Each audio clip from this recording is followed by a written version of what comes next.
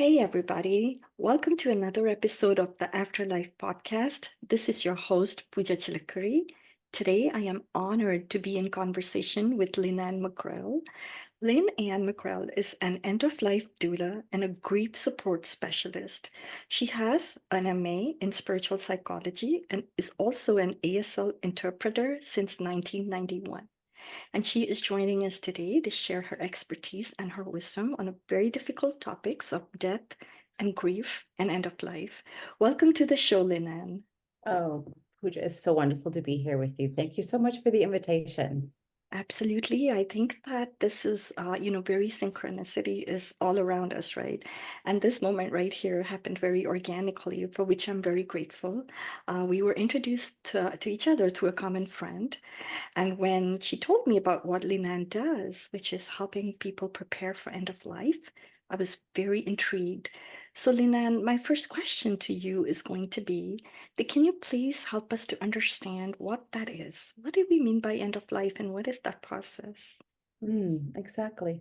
Well, people often ask, what is the doula part of it, an end of life doula? And I always compare it with, we've heard of the birthing doula, correct? So that person is a non-medical assistant that will guide someone through the birthing of a baby, mentally, emotionally, spiritually.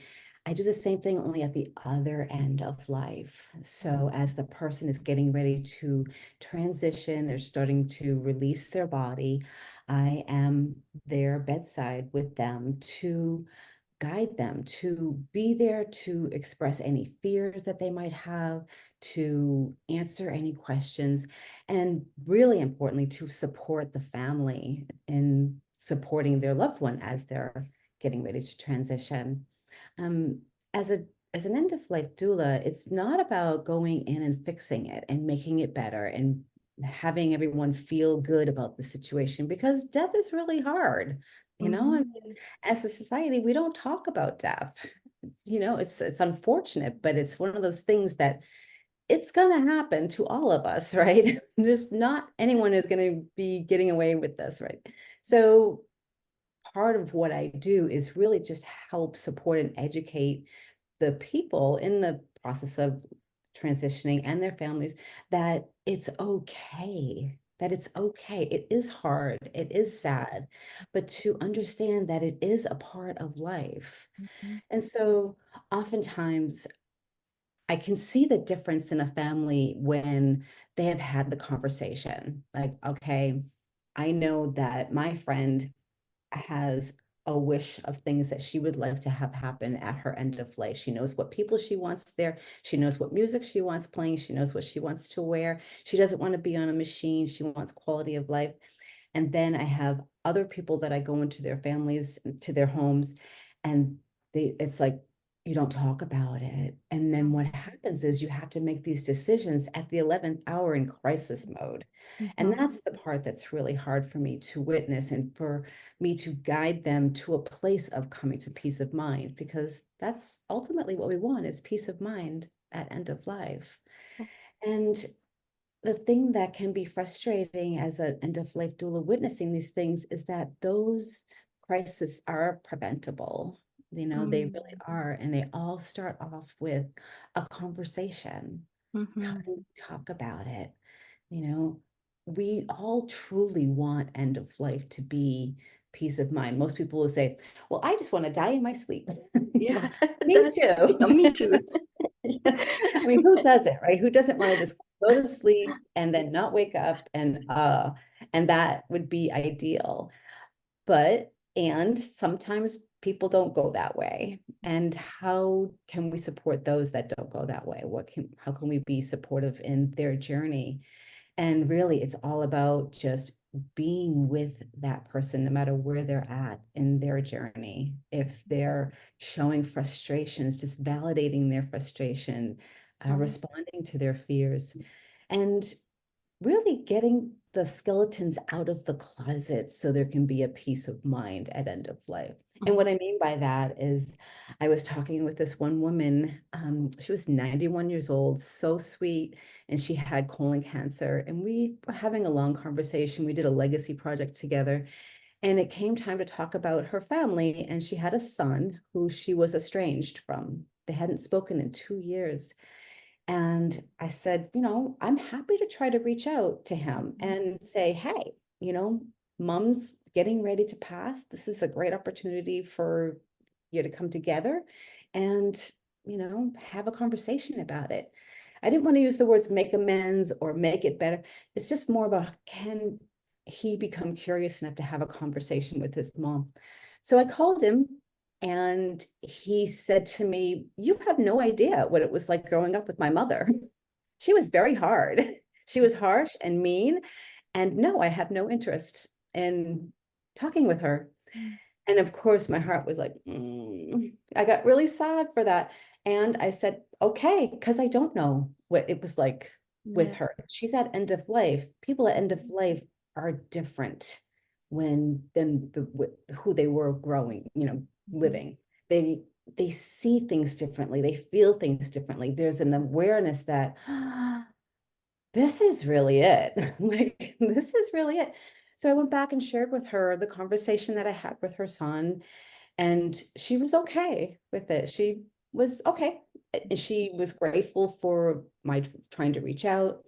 And she said that she was just going to bless him. And I thought, Mm. that's just so beautiful that she was taking that approach as opposed to carrying the anger with her. Mm.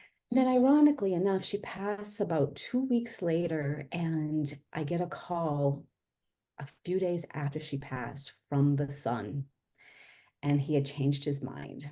He wanted to talk to his mom. And I was like, oh my God, sweetie, you're too late. You're too Mhm. late. And I share that story on purpose to let people know that we have today. We Mhm. don't have yesterday. We don't have tomorrow. We Mhm. literally have right here, right now. Mhm. And if there's something that you're holding back from someone that you love, or if you're having animosity or holding grudges, please do your best to just have a conversation with that person. Get curious with that person. How can we resolve, unresolved issues, so that we can have peace of mind, not just at the end of life, but while we're living. It's always good to get those skeletons out of the closet while you can. Yes, those are a very heavy burden to carry. Very, Mm, very heavy. mhm, That is mhm. such a beautiful work that you're doing, Lynn-Anne. And, Yeah. I am one of those people where talking about death was a very uncomfortable topic for me for years. Mhm. Um, I had some events that happened, and, I just was like terrified, just the thought of it. And I Sure. cannot imagine, being at that point where you're at the end of life, things are spinning out of control. We have no control, in a sense, over that process, right?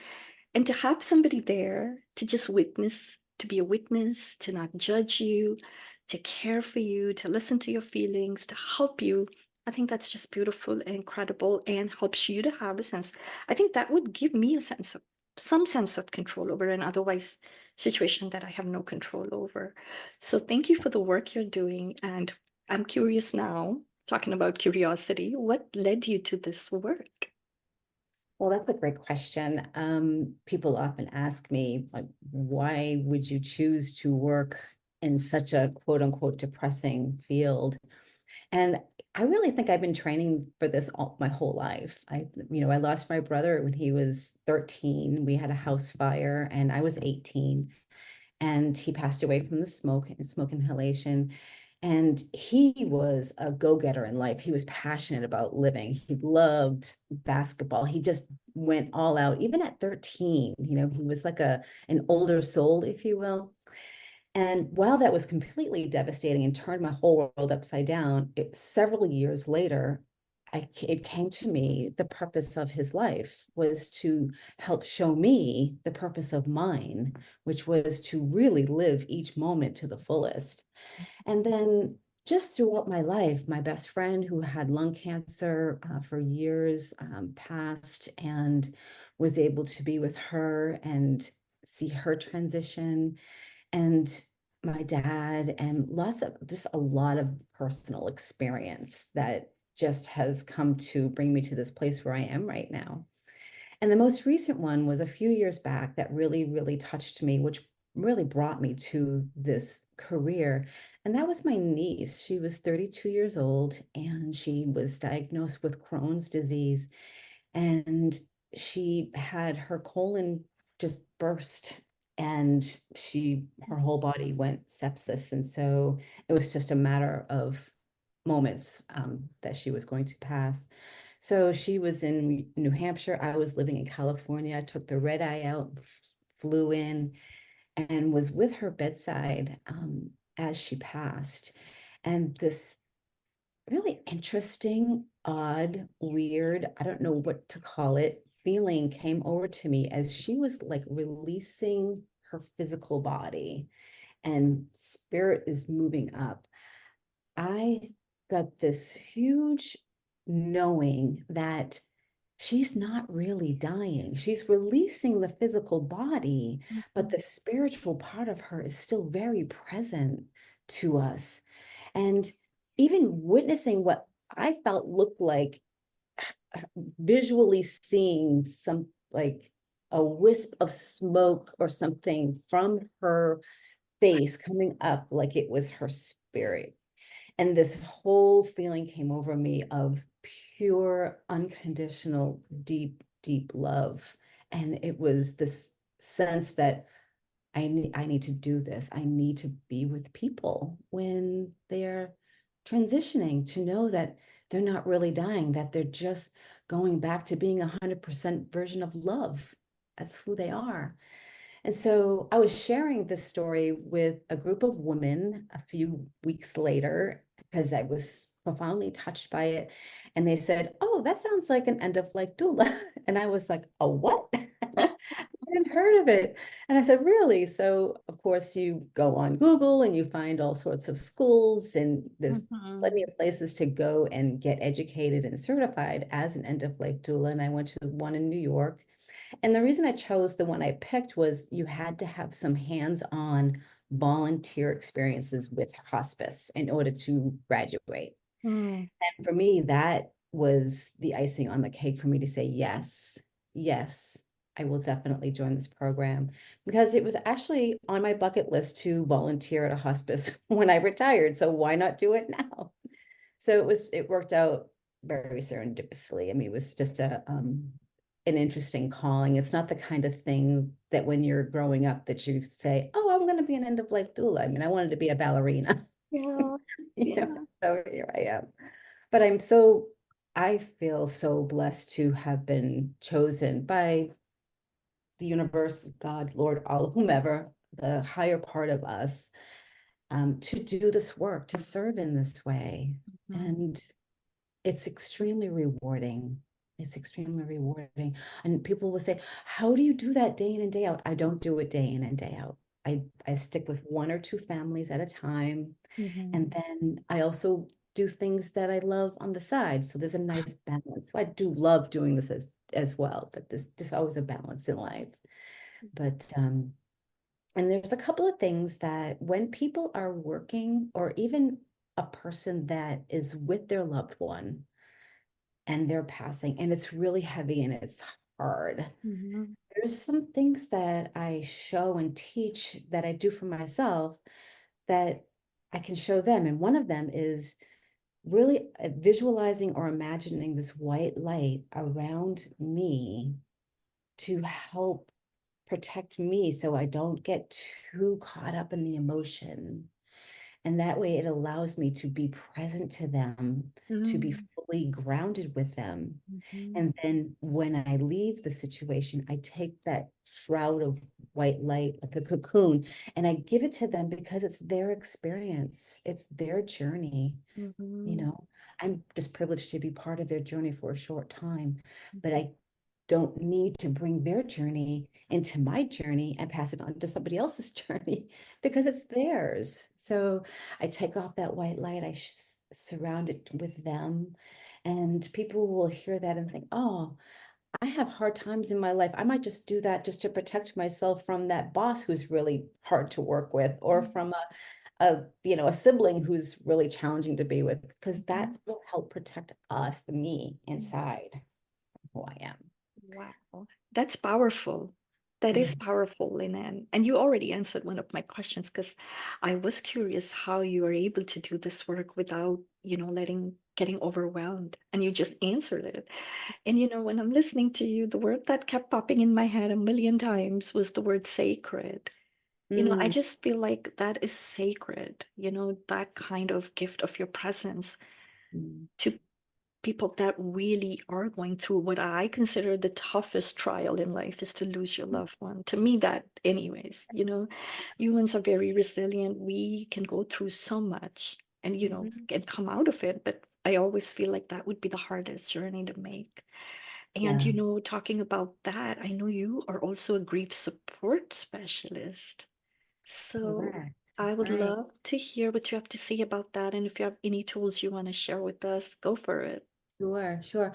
But I just wanted to backtrack a little bit to talking about having that conversation Mm, with the loved one, mhm, to get it out on the table, to mhm, talk about what it is that you would like to have at end of life, because ultimately peace of mind is what we look for. mhm, And I just want to share some resources, and one of them is called Your Conversation Starter Kit. And it's put on by the Conversation Project. It's a nonprofit organization called the Conversation Project. You go to conversationproject.com and they have all this information. They actually give you a script on how to sit down with your loved one and start the conversation.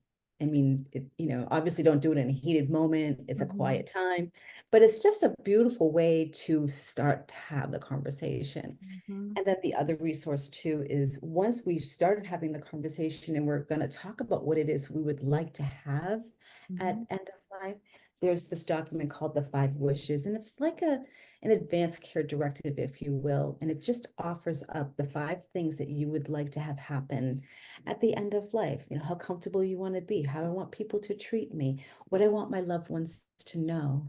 So it's just a beautiful way to give that gift yeah. back to the family.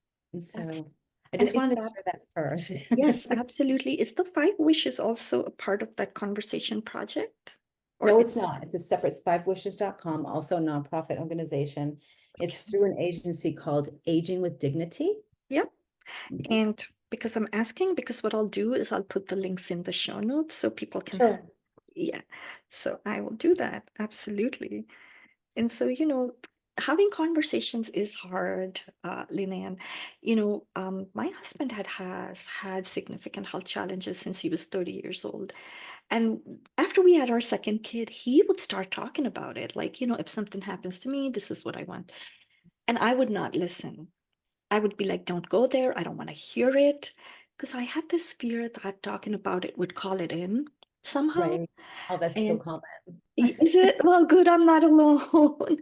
And So I'm so happy to say that he is doing better. that's But great. it's not something I ever wanted to talk about. And now, Yeah. ironically, that now that he's actually feeling better, I'm just like, yeah, I want to think about this. I actually told him, I said, I want to give me everything like a document because Mm. my mind is not going to be working if I'm going to be losing you. So I need everything spelled out, written out, bullet points. Tell me what you.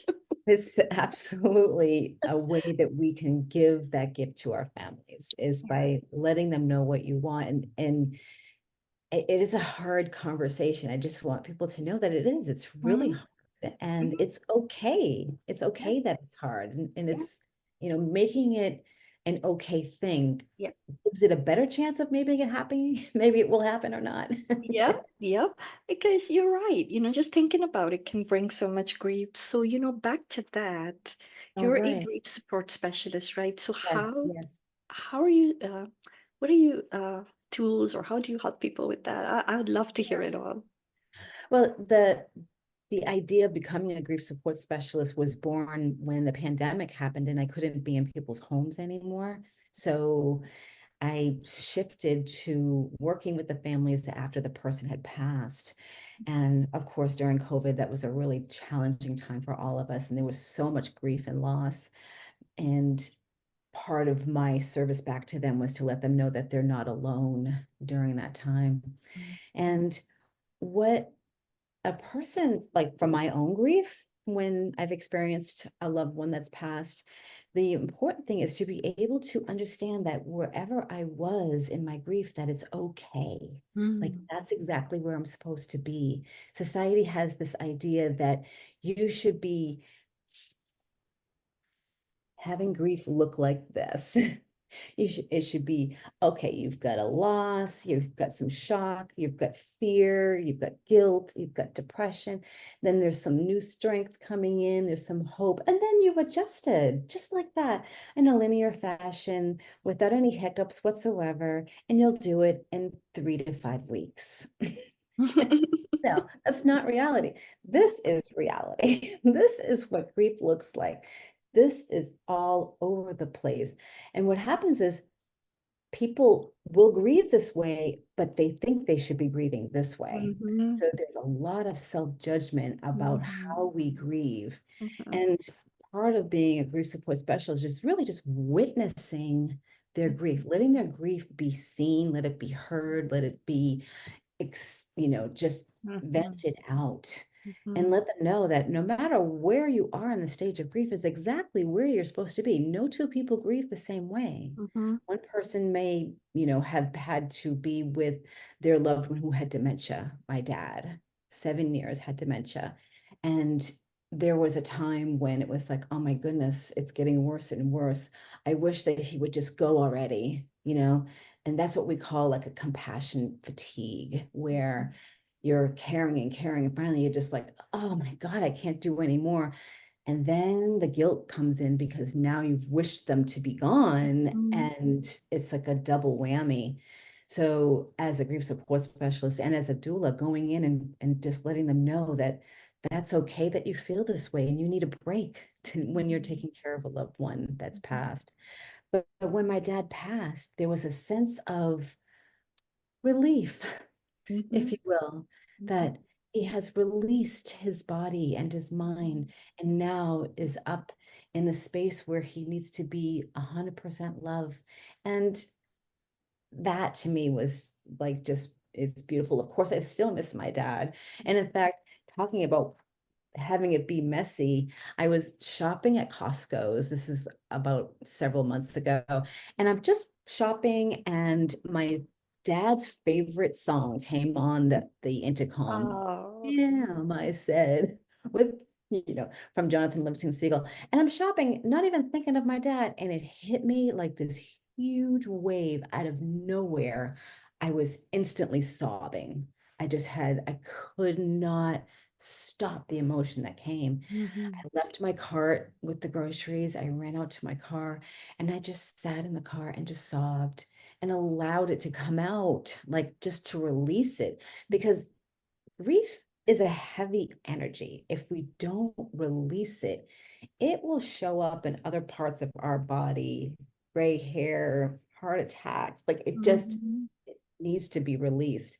And so releasing that feeling of sadness about my dad, then going into gratitude that I had my life with him, that he got to be my dad, and then going back in and wearing my sunglasses and finishing my shopping. Mhm. But it's like that. Grief is like it comes and it goes and it ebbs and it flows. And there's never going to be a time when you stop loving your loved one. It doesn't Mhm. ever end. But how you are in your life, creating that new norm for you Mhm. is what can be challenging. And so there's another diagram I want to share with you where people think that grief gets smaller with time, right? It doesn't, it stays the same. What changes is that we slowly shift around our grief. We become a different version of ourselves, Mhm. but without our loved one. And Mhm. that is hard. And it's okay, again, that it's hard. And that's part of what we do as grief support specialists is just let them know, letting myself know, like, okay, I had a moment. I felt better. I felt so much better after I released it.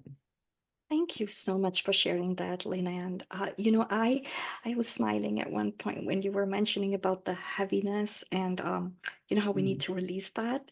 When I was growing up, and I grew up in India, like a lot of the movies that we watch, they would show like, the protagonist dies or somebody dies and the doctor comes home because back then the doctors would make house calls and they were like, you've got to get this person to cry because if they don't cry, they could get a heart attack or something could happen to them. So it's really funny. I grew up watching that in movies. Like that was part of Yeah. the culture to get people to cry. And I Interesting. think we've also, as a culture, sort of started shunning that, like tears are sign of weakness, or we sometimes will hold things in because we want to be strong or whatever that is. But it's very important. So thank you for reminding. Yeah, very important to release. It is Yeah. very, very important to release. And sometimes the release doesn't have to necessarily be talking with somebody. Lots of people will work out, like they'll Uh-huh. get release from working out, like physical work, Hmm. journaling, writing it down. Hmm. There's other ways to express that grief Yeah. if someone's not comfortable talking to somebody, but Yeah. it's just important to release it no matter what. No, no, no matter how, right? Whatever Right. way we choose, we're all different. I absolutely, absolutely second that. And then another thought I had when I was reading about your work, and by the way, I love your Facebook page. I really Oh, do. So thank you. Very, very, encouraging posts.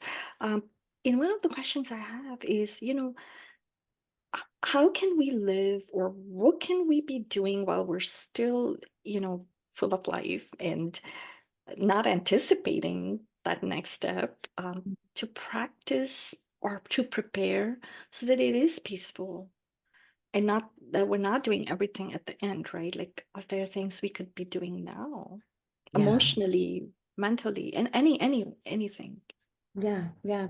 I mean, first, the what comes forward first for me is to get prepared for end of life while we're healthy. Okay. Mhm. But even more importantly is to truly understand that we don't know when we're going to go. That life really, really, truly is short. That is one thing that I'm learning over and over again with myself and with my patients that I'm with, that it's truly short. And so if there's something that you're holding back on keeping you a little bit happier in your life now, Mm, if you're unhappy with your work or you're in a relationship that's not serving you, or mhm, you have a bucket list that you're going to wait till later to do, mhm, nah, you know, do mhm, these changes now because this moment is the only one that we have, mhm, right? It's the only moment. The past is gone, the future's not here. So when we're stressed out about the past, it just holds us in the past. When we're anxious about the future, we're anxious about something that hasn't happened yet. mhm, So if we're in the moment, this moment right here, in this red hot moment, I like to say, mhm. is the perfect spot, the perfect space to be in. But how do we stay in this moment? Because life happens. You've got to have a schedule. You've got to, okay, it's 9 o'clock. I have to go to work now. It's to be present with everything that we do. Almost like the Buddha says, as you wash your dishes, don't just wash the dish and think about what's going to happen tomorrow. See and feel the water, smell the soap, feel the texture of the moistness on your hands, being fully present with whatever it is you're doing. Having a conversation with Pooja, enjoying every moment of this conversation is being fully present. And so it's not an easy thing to do. It's a conscious thing that we have to put our minds to. I mean, I have a meditation practice that helps me stay focused and grounded. I always invite people to do that, have a little me time, at least 5 minutes a day to say, I just need a break. And in that break, I'm just giving myself a moment to be at peace, to be present to myself, to my environment, and to truly know that life is a gift. Yeah, It's a gift. it truly is. That's why they call today the present. Ah, ha, Yeah. ha. Bad joke, sorry. No, thank you so much for sharing that, Lynn. I think what I'm taking away from this is practicing presence in Mhm. slow measures, right? So that's a muscle we can build. Yeah, for Yeah. sure, for sure. And the thing, and I talked about your Facebook page earlier. I do want the work that you're doing, I do want people to be able to find you. So is that the best place for us to reach you? Absolutely. Facebook is, I do a lot of postings about what it means to understand living and understand death. And so, yeah, my Facebook page is Lynne-Anne McGrail. It's just simple Lynne-Anne McGrail, McGrail. And I do have two. I have a life coaching Facebook page, which I don't really touch anymore. I have everything just on my main page because it's all about, wholesomeness, connectedness, and not separating my personal life from this life. I just have it all one page, so it's easier. So Yeah, yeah. that is Oh. great. That is really great. And Lynn, before we wrap up, is there anything that was on your heart that you wanted to share and I didn't ask the question? Just anything at all? There's just one thing I really would like to share, and I went back and looked at a little bit of your other podcasts about near-death experiences, and I just want to share that when a person is at end of life and they're in the process of letting go of the physical, becoming more spirit as they release, their loved ones do show up. They often will talk about, grandpa's in the room, or Joey's in the room, or Inky, the cat, is here with me. Do you see it? Do you see him? And I always share, I don't, but I know that they're there. I believe you, so that understanding at end of life is you're not alone. Like, Awesome.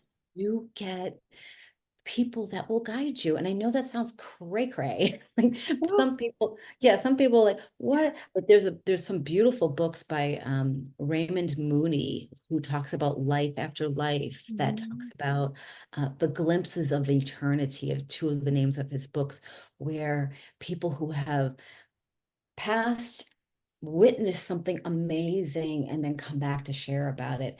And that happens at end of life too, when they can see their loved ones right there. And oh my goodness, it's so beautiful to witness that. So I just wanted to share that with you and with your people who are listening. That's the most hopeful, inspiring, and very, very beautiful thing. Thank you so much, Linan, because the people that I interviewed, yes, they absolutely validate that.